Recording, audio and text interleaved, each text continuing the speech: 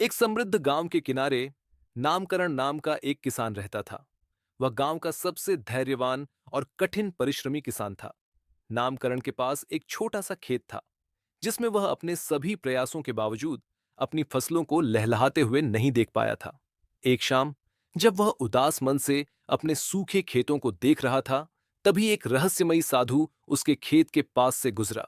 साधु को नामकरण की कठिनाई का आभास हो गया और उसने नामकरण को एक मंत्र दिया, जिसे रोज खेत में जाकर 3 बार दोहराने की सलाह दी। साधु ने कहा, इस मंत्र के प्रभाव से तुम्हारे खेत में अद्भुत फसल उगेगी। बस तुम्हें धैर्य रखना होगा और मंत्र में विश्वास बनाए रखना होगा।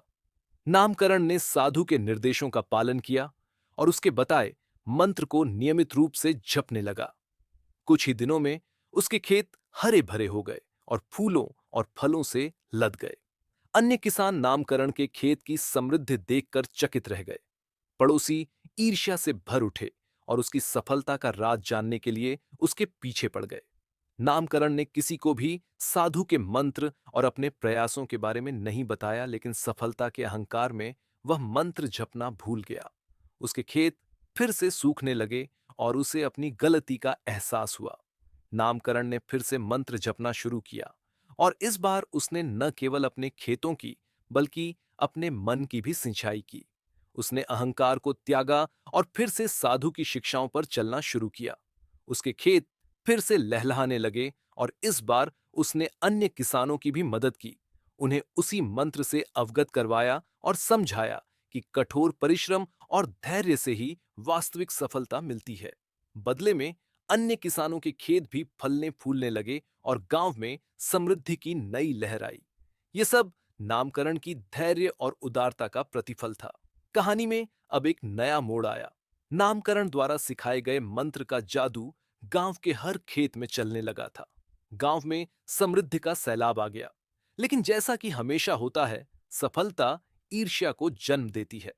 आस पड़ोस के गांवों के लोग जब इस गांव की समृद्धि की चर्चा सुनने लगे, उन्हें लगने लगा कि शायद यह गांव कुछ जादू टोने से इतना समृद्ध हो रहा है।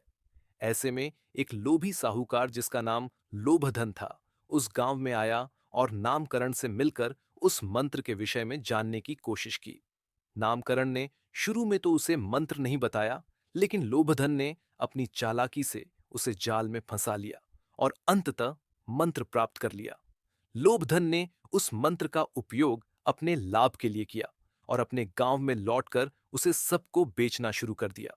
अपने गांव के लोगों ने बिना सोचे समझे उस मंत्र को खरीदा और अपने खेतों में उपयोग किया, लेकिन किसी के खेत में बदलाव नहीं आया।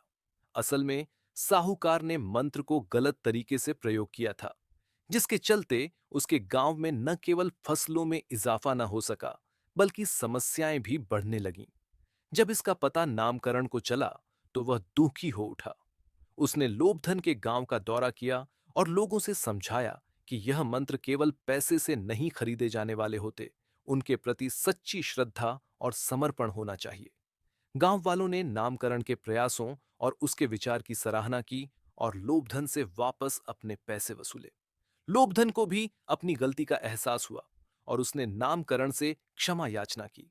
अंत में नामकरण ने गांव के लोगों को सिखाया कि कड़ी मेहनत, ईमानदारी और धैर्य के साथ किया गया कर्म ही सफलता दिला सकता है और मंत्रों का जादू उनकी श्रद्धा से होता है।